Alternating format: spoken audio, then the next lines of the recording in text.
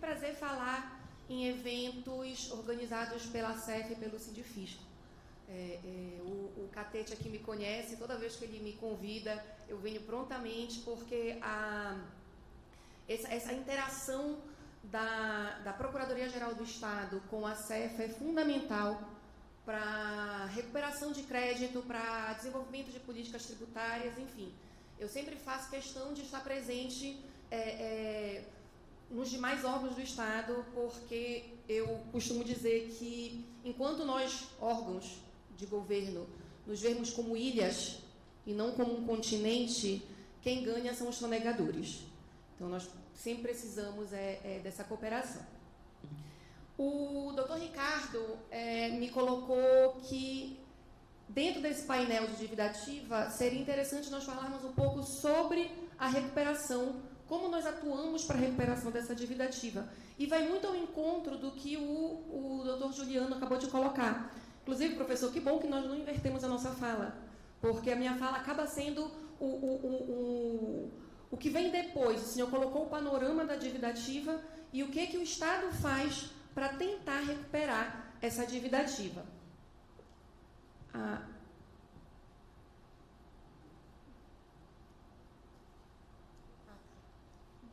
Bom, então, tentando falar um pouco sobre a efetividade na recuperação da dívida ativa, alguns problemas que nós enfrentamos.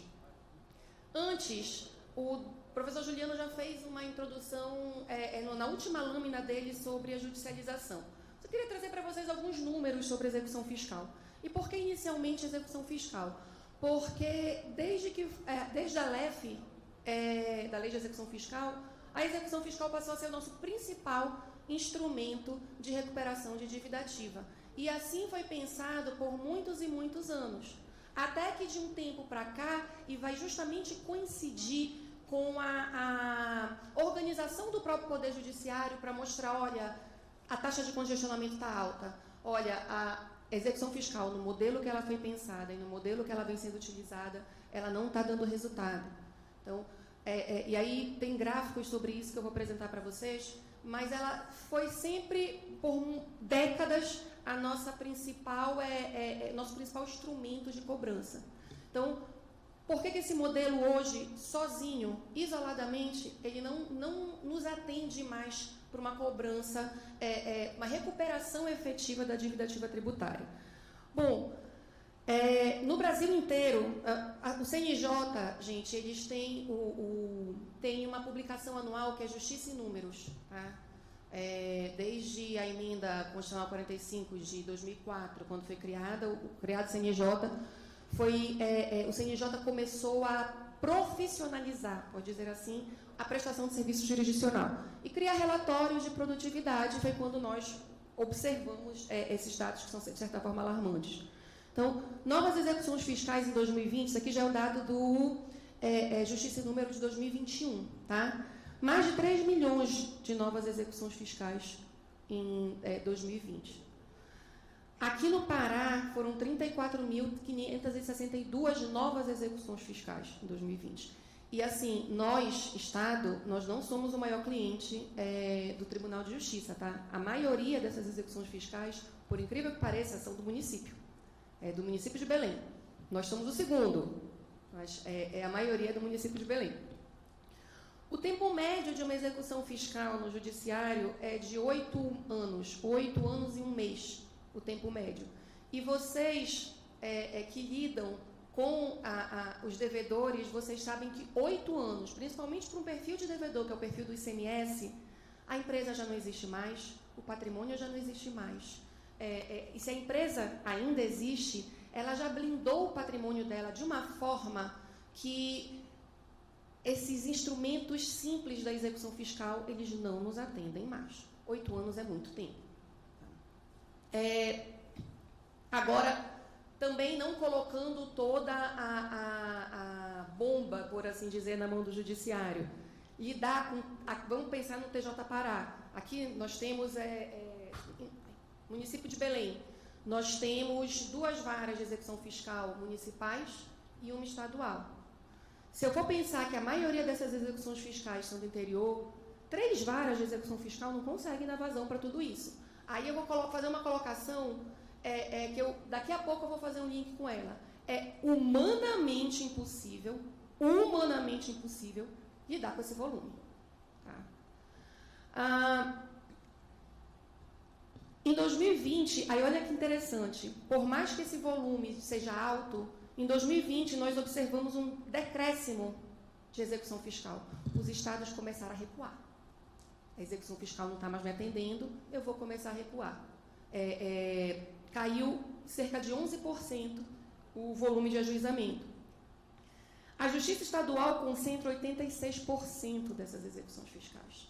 Nós, Estado, concentramos cerca de 86% dessas execuções. E, por mais que seja um instituto, uma execução fiscal, que esteja precisando urgentemente de uma repaginada, ainda assim, em 2020, a liquidação, os valores liquidados em execução fiscal chegaram a 5,1 bilhões de reais. Perto do estoque de dívida ativa que o professor Luciano colocou aqui, a gente percebe que é pequeno esse valor. O professor Luciano colocou esse dado também, 36% dos processos em tramitação. Gente, isso é muita coisa, tá? 36%, porque nós temos várias classes processuais e você pegar algo que represente mais de um terço concentrado numa única classe, isso é muita coisa. Tá? A taxa de congestionamento do judiciário foi de 73%. O que é essa taxa de congestionamento? Traduzindo um pouco do nosso juridiquês, significa que de 100 processos, só 73 não foram arquivados. De 100 processos, 73, só 27 deles foi arquivado. É isso que significa. Tá? Isso é a taxa geral de congestionamento. Das execuções fiscais, 87%. A cada 100 processos, só 13 são arquivados.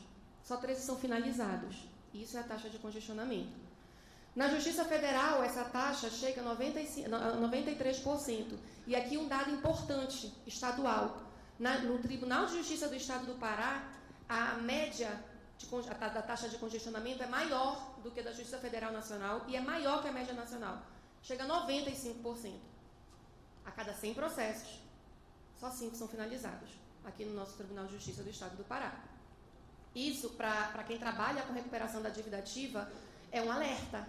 A gente precisa investir em outras formas, a gente precisa se munir de outras armas que não seja apenas a execução fiscal, ou então pensar a execução fiscal de outra forma, porque do jeito que está sendo feito, ela não está dando resultado. Pelo menos não aqui no estado do Pará, que a cada 100, só 5 são finalizadas. E dessas 5 finalizadas, algumas devem ser por causa de prescrição, tá? Ainda tem isso. Alguns gráficos também, um deles foi mostrado pelo professor Luciano. Esse primeiro diz respeito ao volume de execuções fiscais em relação ao total de processos. Vocês veem que o estado do Pará, ele está mais ou menos mais ou menos na média, 25%. Um quarto dos processos que tramitam na Justiça Estadual são execuções fiscais. E a gente tem números absolutos aqui. Tá? Mais de 200 mil execuções fiscais tramitando na Justiça Estadual. Aqui, gente, esse gráfico eu acho ele importante porque vocês percebem que mais ou menos por volta de 2018, 2017, que foi quando a taxa de congestionamento, essa linha azul é a taxa de congestionamento da execução fiscal, tá? Mais ou menos, e a de vermelho é a taxa de congestionamento das execuções normais, sem serem as fiscais. A linha verde são as novas execuções fiscais. Vocês percebem aqui que os estados começaram, por volta de 2018, a mudar um pouco o pensamento com relação à execução fiscal. Em 2017, 2018, foi quando a gente chegou no auge do congestionamento. E quando a gente viu, não, a gente precisa agir de forma diferente. E a gente vem contribuindo para a queda desse congestionamento. Ele está em linha decrescente. Tá? O que também é compatível com a linha verde, que mostra que nós estamos ajuizando menos execuções fiscais. Estamos cobrando menos? Não.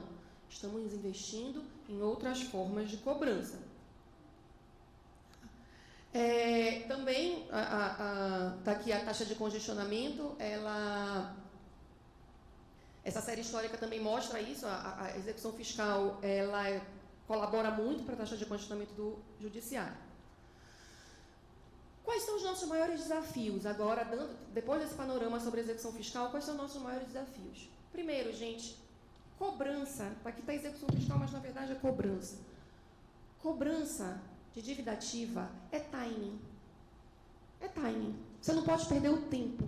Porque nesse tempo, em questão de meses, a empresa deixou de existir. Os sócios, a empresa já fez uma blindagem patrimonial, já desfez o seu patrimônio. Então, você não pode perder o tempo, você não pode perder o timing. E esse timing, às vezes, ele é muito delicado, porque aí eu já coloco o item 4. É muito importante a cooperação, a colaboração entre os órgãos. Porque se chegar da Secretaria de Fazenda para a Procuradoria-Geral do Estado, depois de 2 anos daquela dívida tendo sido constituída, dificilmente a gente vai conseguir recuperar. Tem que ser na hora. A comunicação tem que ser imediata. Tá? E eu já vou falar com relação à tecnologia sobre essa comunicação imediata. Mas a gente não pode perder o timing, a gente não pode perder o tempo da cobrança. É importantíssimo a gente concentrar esforços em créditos considerados recuperáveis. Tá? Hoje existem vários sistemas de rating de dívida para você classificar dívidas. E também, como o professor Luciano colocou, muitas das vezes, esse perfil que ele colocou dos grandes devedores do Estado do Pará, mostrando que a maioria da dívida se concentra em poucas empresas, isso é um perfil nacional, na verdade. Inclusive, várias dessas empresas que o professor Luciano colocou são empresas nacionais, Ambev, Vale, que têm o mesmo perfil de dívida no Brasil inteiro. Tá? Então, se nós concentrarmos os esforços em determinadas empresas, em determinados devedores que concentram a maior parte da dívida, a gente pode alcançar uma maior efetividade na recuperação desse crédito. E aí a gente precisa analisar se esse crédito também é recuperável ou não. Algumas das empresas que foram colocadas lá, eu me lembro que a gente já fez esse trabalho na Procuradoria, não existem mais. Eram empresas laranjas, o crédito está lá só porque a gente não teve coragem, a gente não praticou o desapego suficiente para dar baixa naquele crédito, porque a gente não vai mais conseguir. Então, a gente precisa concentrar esforços em créditos recuperáveis, a gente precisa desapegar de créditos que não são recuperáveis, e o Judiciário tem, de certa forma, colocado isso para a gente à força. E no bom trabalho, no bom sentido, tá? A força. Quando a gente tem aquelas decisões sobre reconhecimento de prescrição intercorrente, que nós, do Executivo, nós demoramos realmente a desapegar, acreditar que aquele crédito está prescrito. Aí vem o Judiciário e coloca todos os critérios. Gente, desapeguem, isso aqui está prescrito. E aí a gente começa a fazer uma limpeza no nosso estoque daquilo que está prescrito, daquilo que não está prescrito, e concentrar nossos esforços em créditos que são recuperáveis, créditos limpos, créditos bons. Uso de tecnologia. Aí eu volto para aquela frase que eu falei para vocês com relação... que eu falei, olha, eu vou fazer um link daqui a pouco. É humanamente impossível a gente lidar com esse volume de execuções fiscais. Eu não estou dizendo que é impossível. Eu estou dizendo que é humanamente impossível. Então, eu devo me valer de recursos tecnológicos que transformem isso em possibilidade. Não para um ser humano, mas para um robô é. Para uma inteligência artificial é. Para uma integração entre sistemas é. E hoje a gente já caminha, a gente já tem um avanço muito grande no Estado. Os sistemas da Procuradoria-Geral do Estado e da Cefa já estão integrados. Então, nós já conseguimos, olha a questão do timing, nós já conseguimos em tempo real saber se a pessoa pagou, se a pessoa não pagou, como é que estão as demais dívidas dela, se tem outras dívidas que não estão inscritas em dívida ativa, isso nos cria alertas. Nós já conseguimos fazer isso. Então, nós estamos caminhando, tudo bem, mas nós já estamos dando esses passos para a tecnologia. Tá? E integração de sistemas, processo eletrônico, é um dos passos. A inteligência artificial, gente, eu vou mostrar para vocês algumas experiências exitosas de tribunais. A inteligência artificial, ela vem mostrando que aquilo que não é humanamente possível, o robô consegue fazer e consegue nos ajudar. Nós precisamos investir nisso também. Cooperação entre os demais órgãos é fundamental, e aí eu não estou falando apenas de Estado, porque hoje, de alguns anos para cá, nós construímos uma excelente relação Procuradoria-Geral do Estado e Cefa. Excelente relação. Só que não somos apenas nós. Nós precisamos de cooperação entre todos os órgãos, entre todos os entes que, de certa forma, estão envolvidos em recuperação de dívida ativa. Eu estou falando do Ministério Público. Eu estou falando do Judiciário. Eu vou mostrar para vocês que esses robozinhos, eles normalmente são implementados nos tribunais. E por que a gente tem que esperar o tribunal implementar? Por que a gente não ajuda, não coopera, não colabora? Se é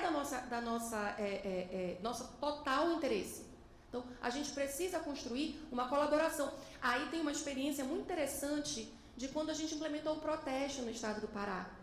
Quando a gente implementou o protesto no estado do Pará, reuniu Estado, município, União, TJ Pará, o Judiciário organizou tudo isso.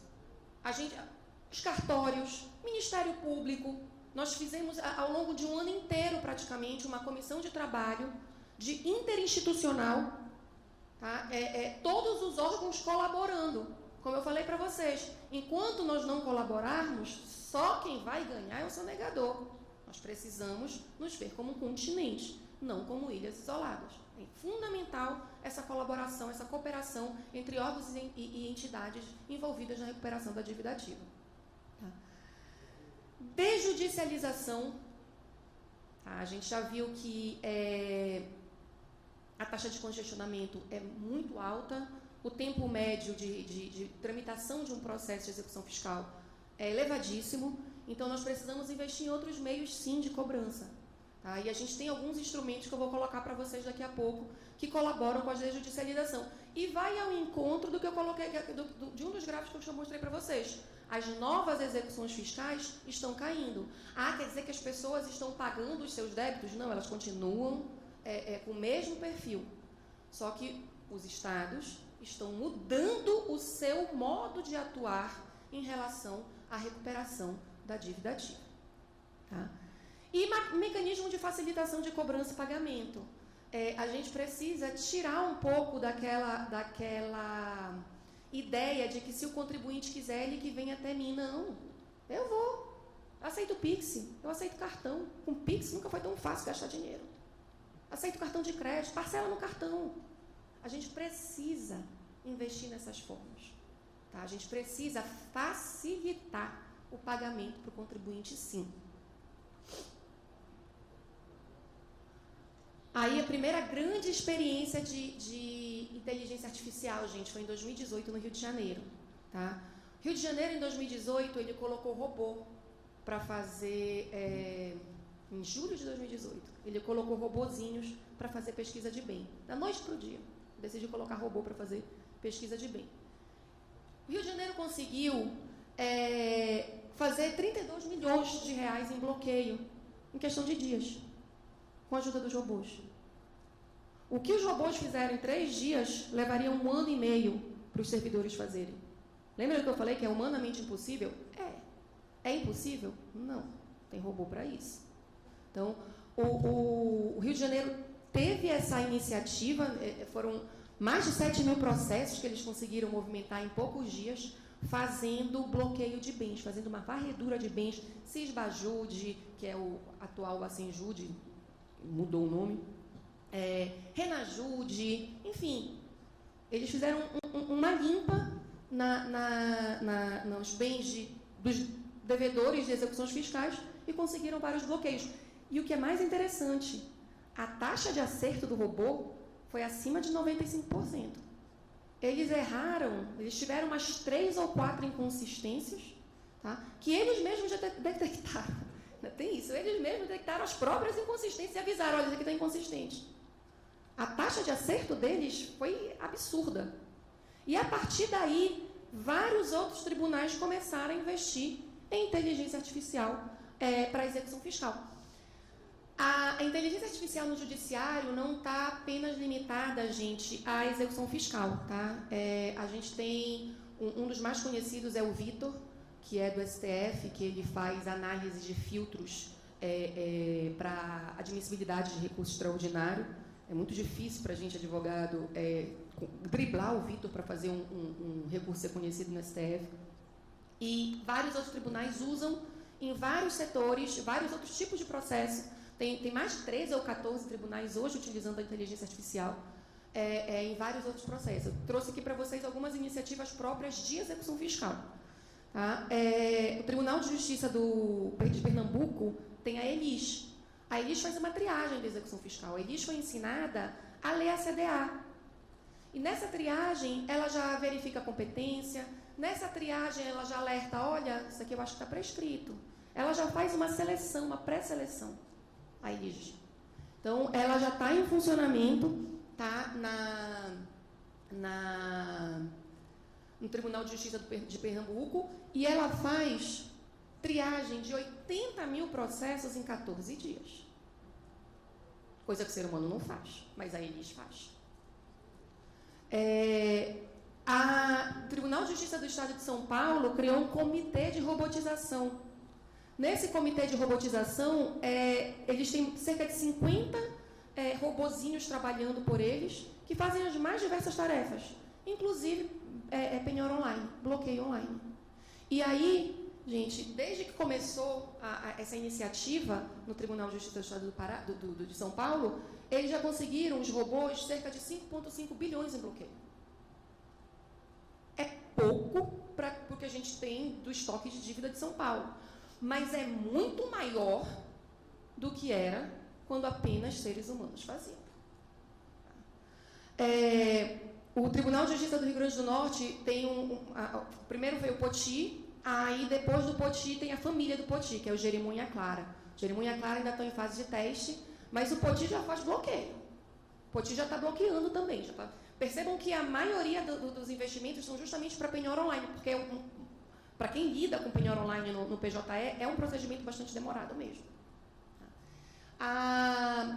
O Jerimum, ele vai ficar encarregado de classificar os processos, e a Clara, sempre as mulheres mais pensantes, a Clara, ela vai sugerir tarefas e decisões. A Clara vai fazer a sugestão. Tá? Então, o menino vai classificar os processos e a Clara vai, opa, isso daqui eu sugiro essa decisão, aqui eu sugiro essa tarefa. Eles estão em fase de teste ainda lá no Tribunal de Justiça do Rio Grande do Norte.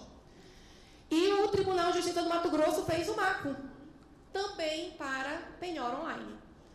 Uma coisa que é interessante, gente, é que, para mim, duas coisas interessantes aqui, puxando um pouco a sardinha para as universidades públicas. A maioria dessas iniciativas de inteligência artificial são feitas em parceria com universidades públicas. Tá? Então, já puxando a sardinha, porque eu acho que eu sou uma entusiasta de pesquisa em universidade pública, já puxando a sardinha para isso. A maioria dessas iniciativas são de universidade pública. E, além disso, é possível que os tribunais emprestem tecnologia um para o outro. A ELIS, ela já, salvo engano, o Tribunal do Maranhão já deve utilizar a ELIS. Ou seja, a gente pode, por isso que eu falo também da cooperação. Eu Estado, estou vendo que tem estados que estão conseguindo fazer isso, tem tribunais que estão conseguindo fazer isso. Vamos tentar, junto com o tribunal, o que vocês precisam? Como é que a gente pode colaborar para trazer essas tecnologias para cá também? É uma das nossas frentes de atuação. Tá? Como é que hoje a gente cobra a dívida ativa? Tá? Na Procuradoria, nós temos a Procuradoria da Dívida Ativa, na Procuradoria do Estado, que é dividida em alguns núcleos. Tem o núcleo do contencioso, que são as execuções fiscais em fase contenciosa, quando tem embargos de execução, quando tem recurso, processos com prazo, no linguajar do advogado, processos com prazo. Tem o núcleo de acompanhamento processual, que é para impulsionar a execução fiscal. Olha, essa aqui está muito tempo parada, vamos tentar um Bacenjude, vamos tentar um Renajude, vamos fazer uma pesquisa de bens, vamos tentar localizar o devedor, porque o endereço dele a gente não está conseguindo encontrar. Então, é para impulsionamento processual. Tem um núcleo de cobrança administrativa, que ele ainda está em fase de implementação, porque dentro da nossa integração CEFA e PGE, está faltando só a gente ajustar o módulo de protesto. Só por isso que ele ainda está em implementação. Assim que a gente acabar de ajustar o nosso módulo de protesto, que tem um resultado excelente, a gente aí sai da implementação e passa para implementar. Núcleo de recuperação judicial, falência e atuação no processo de garantia também está parcialmente implementado, porque nós estamos trabalhando primeiro com os processos de garantia e falta só a gente terminar de implementar a atuação em falência e recuperação judicial. E o nosso núcleo de inteligência e ações fiscais estratégicas, que é a menina dos nossos olhos, que eu vou daqui a pouco, em menos de 5 minutos, apresentar um pouco deles para vocês. Na atuação estratégica da Procuradoria, tá? Dentro dessa ideia da nova forma e mais efetiva de cobrar, de recuperar os créditos de dívida ativa. Nós estamos trabalhando em contratação de empresa para rating da dívida, a classificação da dívida. Também cobrança administrativa, principalmente protesto, mas não só o protesto. Vocês não têm noção de como um call center funciona, uma mensagem de texto recebida no celular de uma pessoa funciona, porque funciona. Serasa. Estamos trabalhando também nessas frentes. Transação tributária, outra menina dos nossos olhos. Nós temos uma lei de transação tributária, ela está em fase final de regulamentação, nós já temos alguns pedidos de transação que são interessantíssimos, que falta apenas nós concluirmos uma portaria conjunta, uma instrução normativa conjunta, só falta nós concluirmos isso. E na Procuradoria, tirando, além da dívida ativa, nós temos hoje, a gente se orgulha de dizer que a gente tem a maior Câmara de Conciliação Pública do Brasil.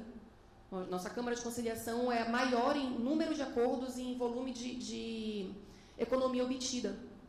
E a gente pretende utilizar essa experiência da Câmara para a transação tributária. Nós estamos com muita esperança, muita expectativa com relação à transação tributária.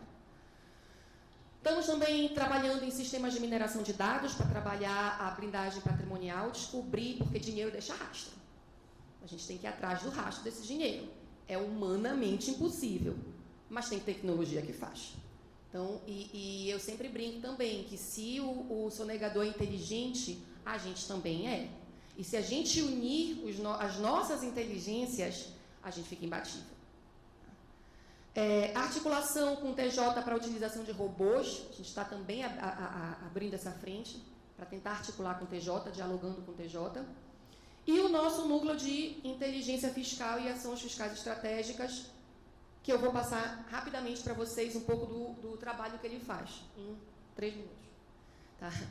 Qual é a nossa missão, tá, do núcleo de inteligência fiscal e ações fiscais estratégicas? Aumentar a recuperação da dívida ativa, óbvio, tá? Dentro daquilo que o professor Luciano colocou, eu estou vendo que esses devedores concentram a maior parte da dívida. Tá? Aí aparece, estava até comentando com ele sobre isso, o primeiro que aparece é a Serpasa, que é um caso que, assim, a gente trabalha nele em conjunto, desde que eu entrei na fiscal em 2016, a gente trabalha nele em conjunto. É um caso que não é simples, ele é extremamente complexo, e nós já tivemos vitórias muito expressivas na justiça com relação a ele, muito expressivas. Agora, um dos nossos maiores casos de blindagem patrimonial é o da Serpasa. A gente vai descobrir onde está um dia.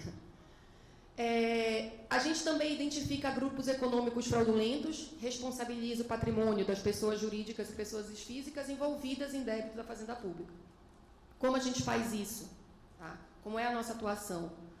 Investigação para identificação de grupos econômicos. Tá? Como eu falei para vocês, dinheiro deixa rastro e, normalmente, o modus operandi dessas empresas é muito parecido, é muito semelhante.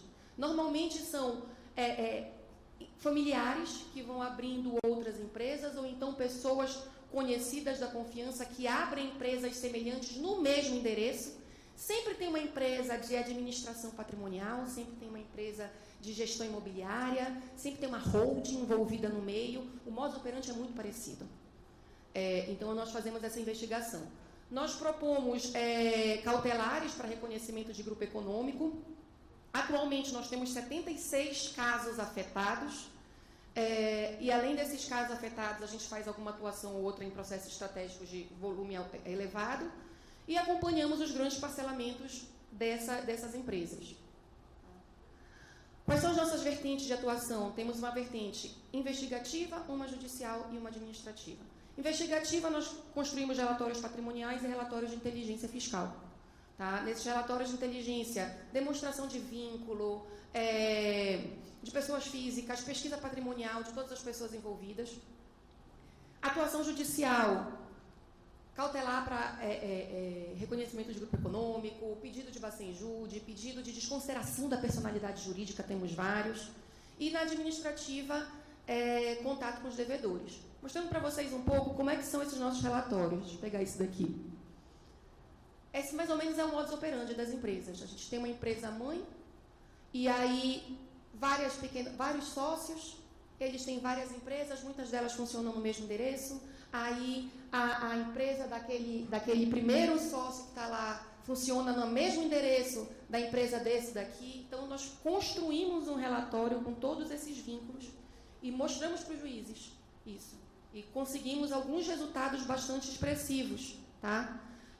Para vocês terem uma ideia, em 2021, as nossas cautelares, elas superaram o valor de 253 milhões. E eu destaquei alguns grupos para vocês, mas pelo meu estourar, eu vou só colocar o resultado agora. Nós conseguimos, na atuação do NIAF, em 2021, parcelamento, mais de 42 milhões de reais em 2021, com essa atuação estratégica.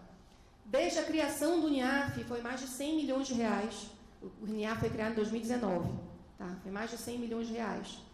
E até setembro de 2021, a conversão em renda, nós conseguimos quase 10 milhões de reais nessa atuação estratégica. Isso mostra que, por mais que a execução fiscal seja um modelo que precisa ser repensado, nós temos sim armas para pegar essa riqueza pública e tentar transformá-la, tirar do virtual e tentar transformá-la em renda dentro daquilo que é recuperável. Obrigada.